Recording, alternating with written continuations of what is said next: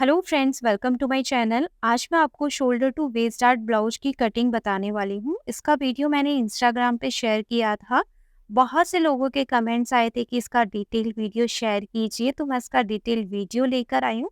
हर एक स्टेप मैंने इसके फॉर्मूले के साथ क्लियर किया है। वीडियो थोड़ा सा लंबा हो सकता है, लेकिन आपके लिए बहुत ही इंफॉर्मेटिव रहेगा। अब इसको हम डायरेक्ट फैब्रिक पे ना कट करके पहले इसकी पैटर्न की कटिंग करेंगे। तो इसका अस्तर और मेन फैब्रिक इसको साइड करते हैं और पहले इसकी पैटर्न की कटिंग करते हैं। अब सबसे पहले बैक पार्ट की कटिंग करेंगे, तो मेजरमेंट देख लेते हैं। इसमें इसकी लेंथ रखने वाली है 15 इंच। उसके बाद शोल्डर यहाँ पे है 14.5 इंच। बस्ट साइज है 34 इंच। वेस्ट साइज इसका है 30 इंच। और बैक साइड का पैटर्न नेक का रहेगा, वो बिल्कुल पैक नेक रहेगा। 1 इंच की डीपनेस रखेंगे बस नेक की, तो ये बिल्कुल पैक नेक में आता है। तो उसी के अकॉर्डिंग हम बैक पार्ट की कटिंग करेंगे। तो पैक नेक की और डीप नेक की डिफरेंट कटिंग होती है, इस चीज़ का ध्यान रखिएगा। सबसे पहले यहाँ पे मैंने फैब्रिक को डबल फोल्ड करके रख लिया है। फोल्डिंग साइड इस तरफ है और ऊपर से इसकी एक लाइन सीधी ड्रॉ कर ली है। अब इस लाइन के ऊपर शोल्डर का मार्क करेंगे। तो शोल्डर यहाँ पे है 14.5 इंच, इसका हाफ करेंगे तो 7.25 इंच के ऊपर शोल्डर का मार्क करेंगे। अब इसके बाद शोल्डर डाउन का मार्क करेंगे। तो यहाँ से 1 इंच नीचे की तरफ हम शोल्डर डाउन का मार्क करेंगे। सभी साइज में आपको 1 इंच रख लेना है ब्लाउज के अंदर। अब इसके बाद इधर की तरफ 2.5 इंच के ऊपर मार्क करना है एक बार, और उसके बाद इन दोनों पॉइंट्स को, जो शोल्डर डाउन वाला पॉइंट है और नेक का जो पॉइंट हमने लिया है, दोनों को मिला देना है। अब इसके बाद हमें आर्म होल की लेंथ निकालनी है कि आर्म होल की लेंथ कितनी रखनी है। इसका फार्मूला है, जितना भी आपका बस्ट साइज है उससे 6 से डिवाइड करना है और उसके बाद इसमें 1 इंच प्लस कर देना है। तो 34 को हमें 6 से डिवाइड करके प्लस 1 इंच करना है। तो आपकी इसकी कैलकुलेशन जो भी आती है उतने ही शोल्डर का लेंथ रहेगा। सभी साइज में यही फार्मूला अप्लाई होगा। आपका बस्ट साइज कोई भी हो, उसको आपको 6 से डिवाइड करना है, प्लस 1 इंच करना है। तो यहाँ पर जो इसकी लेंथ आ रही है 6.6 इंच आ रही है, यानी 6.5 इंच, और उसके बाद एक लाइन। अब जो शोल्डर डाउन का मार्क किया था, यहाँ से नीचे की तरफ 6.5 प्लस 1 लाइन, यहाँ पर हम इस पे मार्क कर देंगे। तो ये आर्म होल की लेंथ का मार्क हो जाएगा। अब जो आर्म होल लेंथ का मार्क किया है उस पर एक सीधी लाइन ड्रॉ कर लेंगे। तो ये हमारी बस्ट साइज की लाइन भी रहेगी और ये आर्म होल लेंथ का मार्क भी हो जाएगा। इसी के ऊपर हम बस्ट साइज का मार्क करेंगे। अब ऊपर जो शोल्डर का मार्क किया था, तो शोल्डर में नेक का माइनस करके उसके बाद जो भी बचता है उसका हम हाफ करके सेंटर में एक मार्क कर लेंगे। अभी यहाँ से नीचे की तरफ हम इसकी लेंथ का मार्क करेंगे। तो लेंथ हमें रखनी है 15 इंच, उसमें 1 इंच प्लस करके मार्क करना है। तो यहाँ पे मैं 16 इंच के ऊपर मार्क कर रही हूँ। अब यहाँ पर भी एक सीधी लाइन ड्रॉ कर देंगे। तो ये हमारी रहेगी वेस्ट लाइन। अब जो बस्ट लाइन है उसके ऊपर हम बस्ट साइज का मार्क करेंगे। तो 34 को हमें पहले डिवाइड करना है 4 से। तो 34 को हम 4 से डिवाइड करते हैं तो आता है 8.5 इंच। उसमें हम 0.25 इंच प्लस करेंगे, क्योंकि हम पैक नेक बनाने वाले होते हैं। तो पैक नेक बनाते हैं तो थोड़ा सा हमें मार्जिन रखना होता है पैक नेक के लिए, क्योंकि नहीं तो खिंचाव आता है ब्लाउज में। तो आप पहले से इसमें 0.25 इंच मार्जिन का ऐड कर लीजिए। तो यहाँ पे टोटल आता है 8.75 इंच। तो बस्ट लाइन के ऊपर हम मार्क कर देंगे 8.75 इंच के ऊपर। अब इसके बाद आर्म होल की शेप देंगे। तो यहाँ से जो शोल्डर आ रहा है वो आ रहा है 7.25 इंच। इसमें हाफ इंच माइनस करके हम यहाँ पर मार्क करेंगे। तो हाफ इंच माइनस करेंगे तो 6.75 इंच आ रहा है। तो यहाँ बस्ट लाइन के ऊपर हम 6.75 इंच के ऊपर मार्क कर देंगे। अब इसके बाद इंची टेप को हमें जो शोल्डर डाउन वाला मार्क है वहाँ से लेके बस्ट लाइन के मार्क तक रखना है।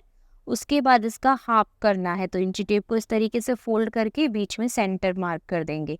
अब यहाँ से भी हमें 6.75 इंच के ऊपर कैसे लिया वो आपको बता दिया मैंने। जितना आपका शोल्डर है उसमें हाफ इंच माइनस करके मार्क करना है। अब यहाँ से तिरछा हमें 0.75 इंच के ऊपर मार्क करना है और उसके बाद आर्म होल की शेप इस तरीके से देनी है। तो ये बैक साइड का आर्म होल हो गया। शोल्डर डाउन का जो मार्क है उसको सेंटर मार्क से मिलाएंगे और उसके बाद इसको इस तरीके से कर्व शेप देते हुए जो बस्ट लाइन का मार्क किया है वहां तक इसको मिला देंगे। अब बस्ट साइज का मार्क किया उसके बाद हमें 1.5 इंच मार्जिन का रखना है, तो 1.5 इंच के ऊपर बस्ट लाइन के ऊपर मार्क कर दिया। अब वेस्ट लाइन के ऊपर वेस्ट साइज का मार्क करना है, तो वेस्ट साइज है 30 इंच, उसको हमें 4 से डिवाइड करना है, तो यहाँ पे आता है 7.5 इंच।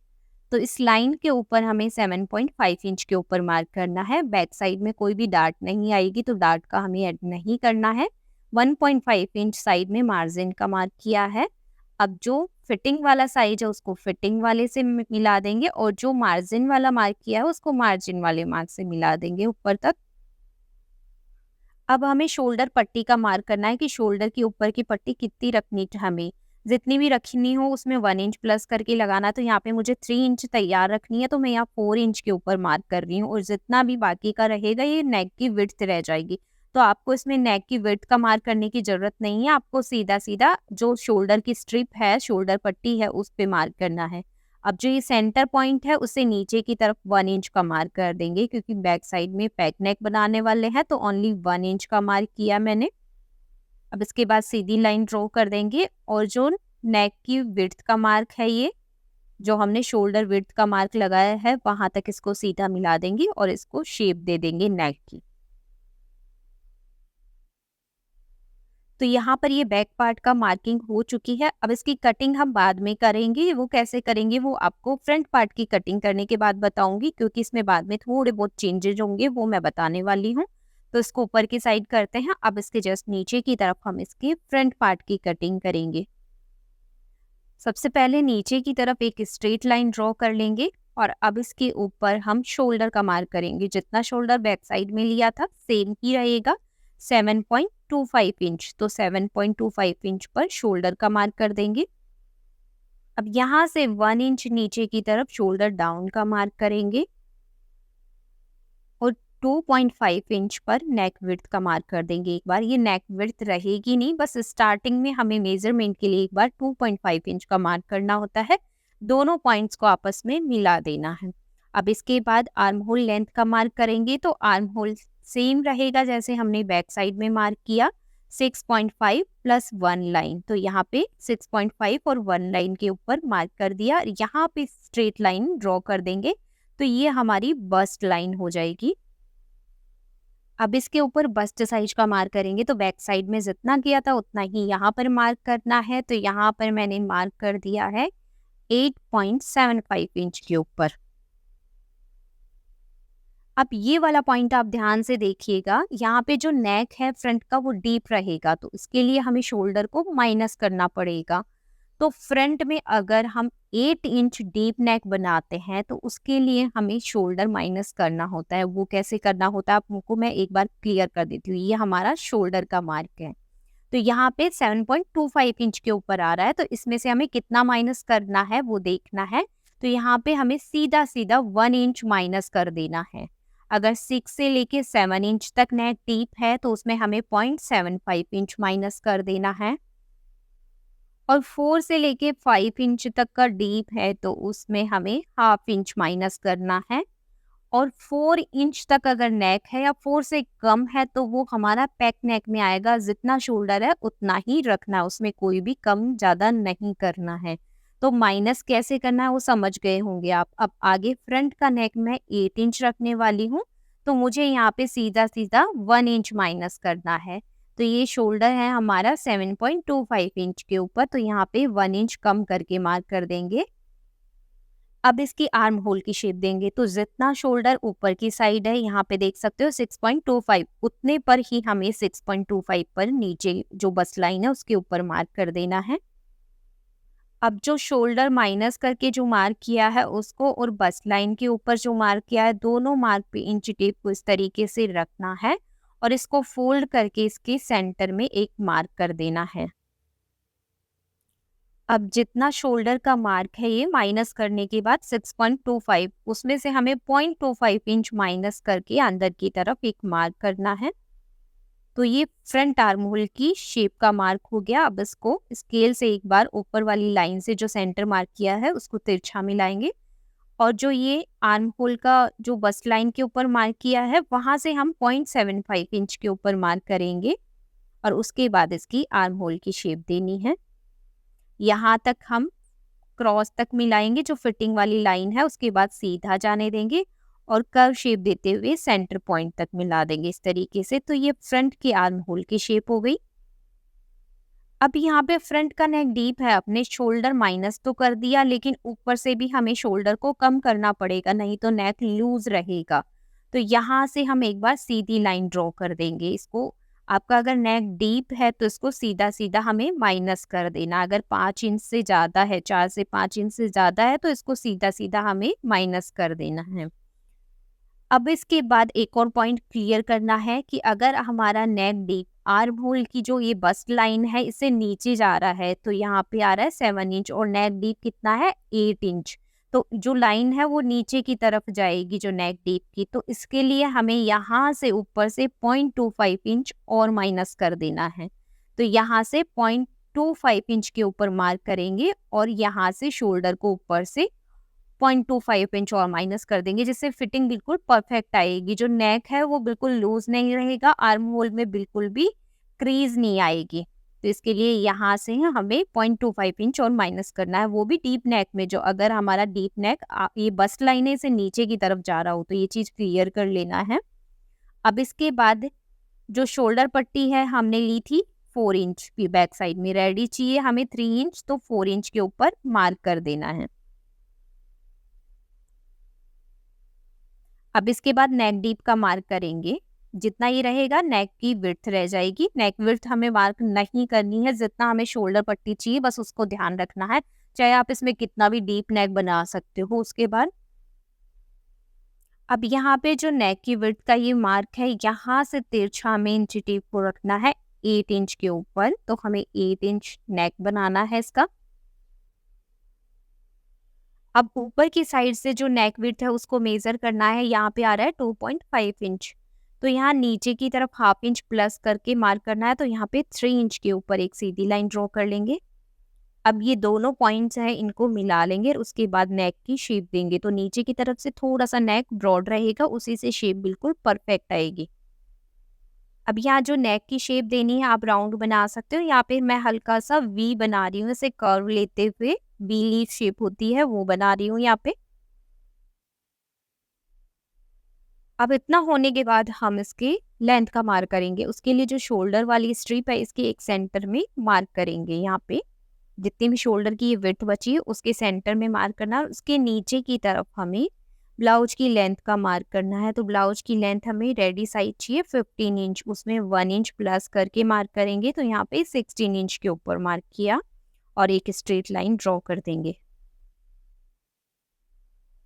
अब इसमें मार्क करेंगे टक्स का। उसके लिए हमें 2 पॉइंट्स क्लियर होने चाहिए। तो शोल्डर से लेके अपेक्स पॉइंट की दूरी कितनी है, ये अपेक्स पॉइंट होता है यहाँ पे, और यहाँ से शोल्डर तक की दूरी हो गई शोल्डर टू अपेक्स। तो यहाँ पे शोल्डर टू अपेक्स है 10 इंच और अपेक्स टू अपेक्स वो दूरी है 7.5 इंच। तो ये दोनों पॉइंट्स क्लियर होने चाहिए, तभी टक्स सही जगह पर बनेंगे, सही शेप आएगी, ब्लाउज की परफेक्ट फिटिंग आएगी। तो इसी पे जो ब्लाउज की फिटिंग होती है वो डिपेंड करती है। तो आप इस चीज का जरूर से ध्यान रखिए कि शोल्डर टू अपेक्स की दूरी कितनी है और अपेक्स टू अपेक्स की दूरी कितनी है। तो अपेक्स टू अपेक्स यहाँ पे है 7.5 इंच। अब शोल्डर टू अपेक्स का जो मार्क करेंगे, तो यहाँ शोल्डर में हाफ इंच ऊपर सिलाई में जाएगा, तो यहाँ पर हाफ इंच प्लस करके मार्क करना है 10.5 इंच के ऊपर। अब जो शोल्डर के ऊपर जो सेंटर मार्क किया हुआ है, यहाँ से नीचे की तरफ आना है हमें और 10.5 इंच के ऊपर मार्क करना है। अब जो साइड में फोल्डिंग साइड है, इस साइड से हमारा अपेक्स टू अपेक्स है 7.5 इंच, तो इसका हम हाफ करेंगे तो 3.75 इंच आएगा। तो 3.75 इंच के ऊपर हमें मार्क करना है इधर फोल्डिंग साइड से। जहां पर दोनों पॉइंट्स मिलते हैं ये हमारा होएगा अपेक्स पॉइंट। अब इधर फोल्डिंग साइड से अपेक्स पॉइंट की जो दूरी है 3.75 इंच है, तो नीचे वेस्ट लाइन है, इसके ऊपर हम हाफ इंच माइनस करके मार्क करेंगे 3.25 इंच के ऊपर। सभी साइज में हाफ इंच माइनस करके करना है। अब इसके बाद इसमें टक्स आएगा नीचे की तरफ, तो इसकी चौड़ाई हमें कैसे लेनी है, तो अगर 28 से लेके 35 तक बस्ट साइज है उसमें 2.5 इंच, 36 से लेके 45 तक है तो 3 इंच, और 46 से प्लस है तो 3.5 इंच नीचे वाला टक्स रखना है। अब बस्ट साइज के अकॉर्डिंग जो टक्स आएगा 2.5 इंच का आएगा, उस पे मार्क कर देना है, और जो बीच में अपेक्स पॉइंट है वहां तक दोनों पॉइंट्स को इस तरीके से मिला देना है। अब वेस्ट साइज का मार्क करना है, तो वेस्ट साइज है 13 इंच, इसको 4 से डिवाइड करते हैं तो 7.5 इंच आता है। लेकिन आगे की तरफ ये टक्स भी है, इसका भी हमें इसी में प्लस करना है, तो 7.5 इंच प्लस 2.5 इंच का टक्स हो गया, दोनों को मिला के आता है 10 इंच। तो हमें यहाँ पर 10 इंच के ऊपर मार्क कर देना है, तो ये वेस्ट साइज का मार्क हो जाएगा। और जैसे ही टक्स सिलाई में जाएगा तो पूरा हमारा 7.5 इंच आ जाएगा। अब जो फिटिंग वाला मार्क है उसको नीचे जो मार्क किया है फिटिंग वाला वेस्ट साइज का उससे मिला देंगे, और इसके साइड में 1.5 इंच मार्जिन का मार्क कर देंगे, तो मार्जिन वाले मार्क को मार्जिन वाले मार्क से मिला देंगे। अब ये वाला जो टक्स के लिए मार्क किया है इसको इंची टेप को अपेक्स पॉइंट से वेस्ट लाइन तक इस तरीके से रखना है, और इसको फोल्ड करके एक सेंटर में इसके मार्क करेंगे। इंची टेप को फोल्ड करना है और इसके सेंटर में एक मार्क करेंगे। अब जो सेंटर वाला पॉइंट है और जो अपेक्स पॉइंट है यहाँ पर इंची टेप को रखना है और इन दोनों के सेंटर में मार्क कर देना है।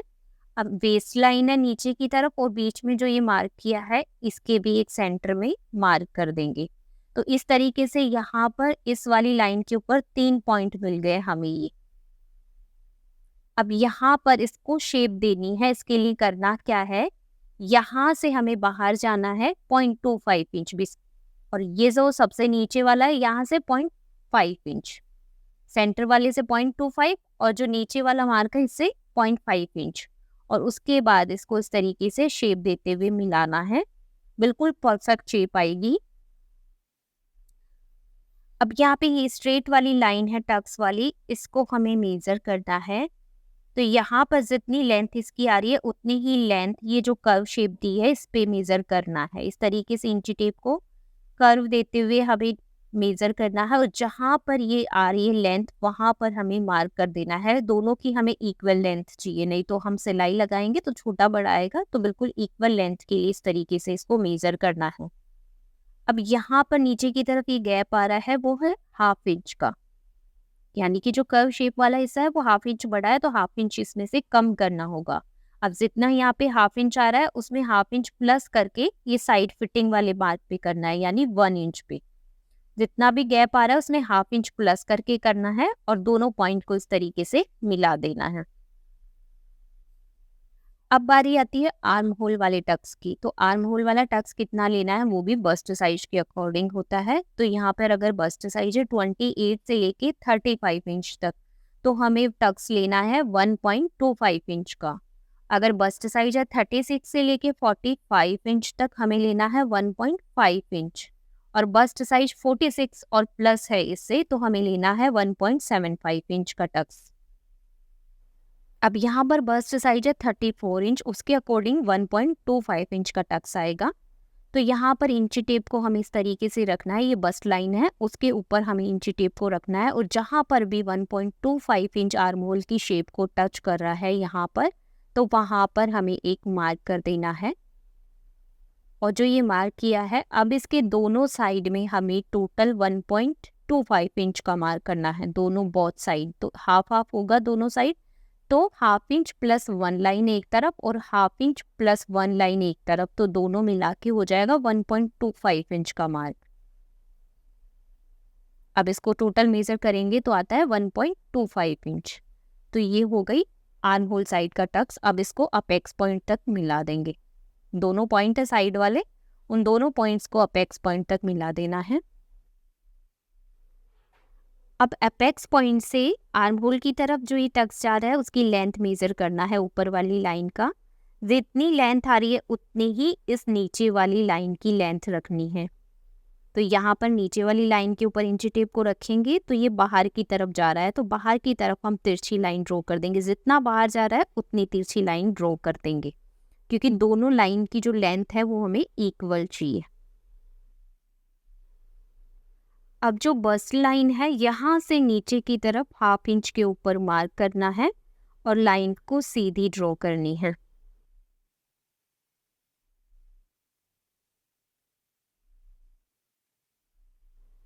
और जो लाइन बाहर की तरफ पॉइंट निकला हुआ है वहां से हम स्ट्रेट लाइन ड्रॉ करेंगे। यहाँ से भी एक सीधी लाइन ड्रॉ करेंगे और उसके बाद इसकी आर्म होल की शेप देंगे। क्योंकि ये इसलिए किया है मैंने क्योंकि इसमें हम ये डार्ट है आर्म होल वाली वो माइनस करेंगे, तो माइनस करेंगे तो आर्म होल में ये बिल्कुल नीचे की तरफ आएगा थोड़ा सा। अगर आर्म होल को हम नीचे की तरफ नहीं करेंगे तो खिंचाव आएगा, इसलिए 1/2 इंच नीचे की तरफ आर्म होल को किया है और इसको हमें आर्म होल की शेप देनी है।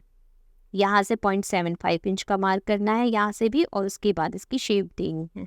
तो ये आपको इस तरीके से ध्यान रखना है कि कैसे हमें इसमें डार्ट माइनस करनी होती है, तो कैसे करना होता है ये सब। अब इसको हम फ्रंट से ओपन रखने वाले हैं, तो फ्रंट में भी हम इस तरीके से साइड वाला ये टक्स लगाएंगे। अगर फ्रंट से ओपन नहीं रखते हैं तो ये लगाना जरूरी नहीं है, आप इसको ऐसे भी रख सकते हो।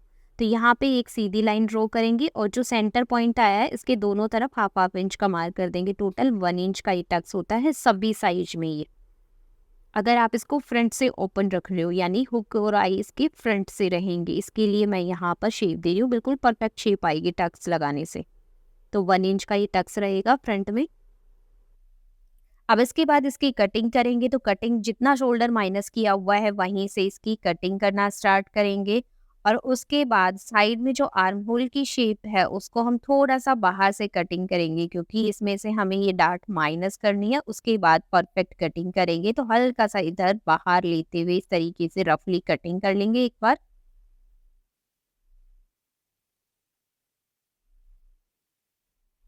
अब कटिंग करने के बाद जो आर्म होल वाली डार्ट है उसको इस तरीके से रख के एक बार आयरन लगा लेंगे।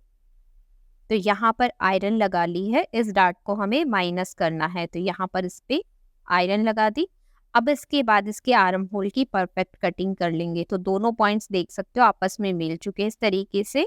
और उसके बाद जो हमने नीचे की तरफ आर्म होल की शेप दी थी उस पर हम कटिंग करेंगे इसके।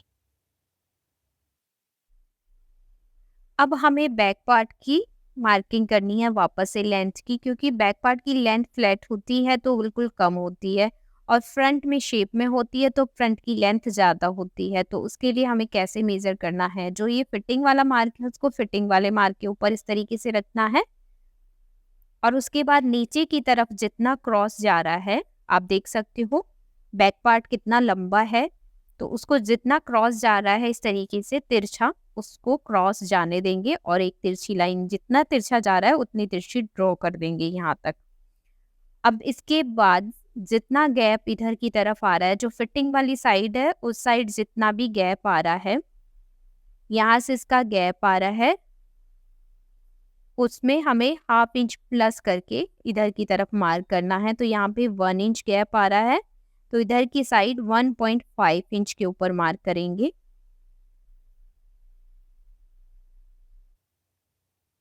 और अब इसके बाद सीधी लाइन ड्रॉ कर देंगे। तो जितना क्रॉस जा रहा है उस साइड से उसको क्रॉस जाने देंगे और यहाँ से स्ट्रेट लाइन जहाँ पर मिल रही है वहां पर इसको मिला देंगे। अब यहाँ से बैक पार्ट की भी कटिंग कर लेंगे। जो हल्का सा कर्व शेप है जब फिटिंग आती है ब्लाउज की तो बिल्कुल परफेक्ट आता है।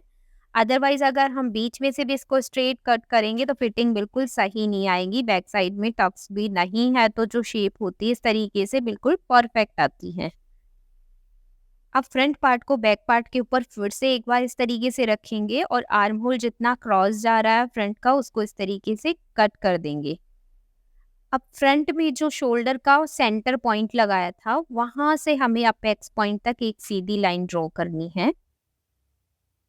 इस तरीके से एक सीधी लाइन ड्रॉ करनी है अपेक्स पॉइंट तक। अब जो ये स्ट्रेट लाइन ड्रॉ की है उसकी हम कटिंग करेंगे साइड वाली लाइन से इस तरीके से। और अब दूसरी साइड से जो शेप वाली लाइन बनाई थी हमने, जो शेप दी थी इस तरीके से कर्व शेप, यहीं से हमें इसकी कटिंग कर देनी है। अब इसके बाद कोई भी पॉइंट बन रहा हो तो पॉइंट को पहले कट कर देना है, लेकिन अब इसमें कोई भी पॉइंट नहीं है, बिल्कुल सीधी आ रही है। अब यहाँ से हम इस वाली डार्ट को भी माइनस कर देंगे, जिससे कि शेप बिल्कुल परफेक्ट आएगी। नेक की कटिंग कर लेंगे।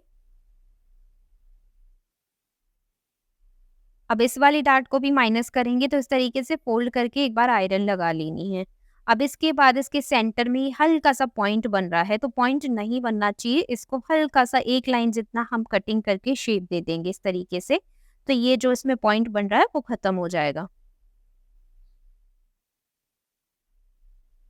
अब ये पैटर्न की कटिंग हो चुकी। आप चाहो तो इसको डायरेक्ट फैब्रिक के ऊपर रख के कटिंग कर सकते हो, और अगर आप पैटर्न बना के परमानेंट रखना चाहते हो तो इस तरह की कार्ड शीट के ऊपर इसको बनाकर रख सकते हो। अब जो ये साइड है, यहाँ पर हमें 1 सेंटीमीटर जितना मार्जिन के लिए लेना है, जितना सिलाई में जाएगा उतना हमें यहाँ पे एक्स्ट्रा ऐड करना है। तो आप मार्किंग करके इक्वली यहाँ पे जितना भी आपका सिलाई में जाता है उतना आप इसमें ले सकते हो। तो यहाँ पे मैं 1-1 सेंटीमीटर का मार्क किया है साइड में, और उसके बाद इस पर मार्क कर दिया है। अब फ्रंट साइड का दूसरा वाला पार्ट है, उसकी भी हम पेपर के ऊपर इसी तरीके से मार्किंग कर लेंगे। अब साइड में वाली डार्ट के पास ये हल्का सा कर्व शेप आ रहा है, उसको हम सीधा कर लेंगे। अब इसके बाद इस साइड से हम इसको ओपन रखने वाले हैं, यानी फ्रंट की तरफ जो बटन आएंगे, हुकाई आएगी इस साइड में, तो उस साइड भी हमें 1-1 सेंटीमीटर एक्स्ट्रा सिलाई के लिए मार्जिन का रखना है। और इधर बीच की तरफ सिलाई में जाएगा, तो इस साइड भी हमें 1-1 सेंटीमीटर मार्जिन का रखना है, तो इसमें दोनों साइड रखना है। अब इसके बाद इस पैटर्न की भी कटिंग कर लेंगे। अब हमें मेन फैब्रिक के ऊपर इसको रखकर कटिंग कर लेना है। जो बैक पार्ट था वो हमारा फिक्स था, और फ्रंट पार्ट तो हमने पेपर पे कटिंग कर ली है। इसके बाद इसके ऊपर रख के कटिंग कर लेना है, क्योंकि इसमें हमने सिलाई का मार्जिन भी ऐड कर दिया है। अब यहाँ पे फ्रंट के ये 2-2 पीस कट किए हैं मैंने, क्योंकि फैब्रिक डबल फोल्ड था, और बैक वाला पार्ट फोल्डिंग साइड से कट किया है तो सिंगल में है। तो आपको क्लियर हो गया होगा, ये बैक पार्ट है और फ्रंट के पार्ट है, उनको हमें इस तरीके से इस फैब्रिक के ऊपर पेस्ट कर देना है, मेन फैब्रिक के ऊपर। इसके लिए मैं फैब्रिक ग्लू का यूज करती हूँ। आप अगर रिवर्सिबल टेप का यूज करके करते हो या धागे से कच्चा, आप अपने अकॉर्डिंग कैसे भी कर सकते हो। तो यहाँ पे मैं फैब्रिक ग्लू के डॉट लगा देती हूँ बिल्कुल किनार के ऊपर, उसके बाद इसके ऊपर आयरन लगा देती हूँ, तो फटाफट से इसके ऊपर पेस्ट हो जाता है। अब पेस्ट करने के बाद अब इसकी भी कटिंग कर लेंगे। अब शोल्डर से लेके वेस्ट तक इसकी हम इस तरीके से सिलाई लगा लेंगे। 1 सेंटीमीटर सिलाई में जाएगा, बस इस चीज का ध्यान रखना है। दोनों ही इसको बराबर रख के सिलाई लगानी है, खींचना बिल्कुल भी नहीं है, बिल्कुल इक्वल आएगी सिलाई। आप देख सकते हो बिल्कुल इक्वल आई है, एक लाइन भी ऊपर नीचे नहीं आएगा, क्योंकि जो हमने मार्किंग की थी वो हमने बिल्कुल मेजरमेंट के अकॉर्डिंग की थी, दोनों साइड बिल्कुल इक्वल थी। अब दूसरे हिस्से को भी इसी तरीके से सिलाई लगाकर तैयार कर लेंगे। अब इसके बाद इसके ऊपर हुक और आई की पट्टियां लगानी है। अब ब्लाउज की लेफ्ट साइड में लगती है आई वाली पट्टी, तो उसके लिए हमें बड़ी पट्टी काटनी होती है। तो यहाँ पे मैं 2.5 इंच की पट्टी, चौड़ाई की पट्टी, और लेंथ जितनी है उतनी ही लेनी है। इसको उल्टी साइड नीचे की तरफ से लगाना स्टार्ट करना है, और उसके बाद इसको सीधी तरफ फोल्ड करते हुए इस तरीके से लगाना है। इस नीचे की साइड मैंने लगाया, और बाहर की तरफ इस तरीके से फोल्ड करके ऊपर की तरफ सिलाई लगा देंगे, तो ये हो जाएगी आई वाली पट्टी। और राइट साइड के लिए यहाँ पे मैंने 1.5 इंच की ये पट्टी ली है। इसको हम अंदर की तरफ लगाएंगे, पूरी पट्टी को अंदर की तरफ फोल्ड कर देंगे, तो सीधी साइड से पहले लगाना स्टार्ट करेंगे, और उसके बाद पूरी पट्टी को हम अंदर की तरफ फोल्ड कर देंगे, तो ये रहेगी हुक वाली पट्टी।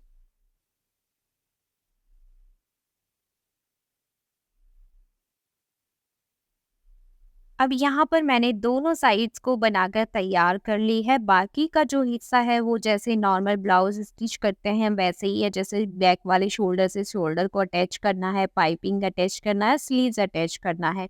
मेन इसमें था जो शोल्डर टू लेके वेस्ट डार्ट कैसे बनानी है, वो आपके साथ मैंने अच्छे से क्लियर कर दिया है। फिर भी आपको समझ में नहीं आता है कोई पॉइंट, तो आप मेरे को कमेंट करके बता सकते हो। मैं आपको फिर से अच्छे से समझाने की कोशिश करूँगी। मैं आपको इसमें कप्स लगा के बता देती हूँ फ्रंट में, इसकी शेप बिल्कुल परफेक्ट आती है इस ब्लाउज की।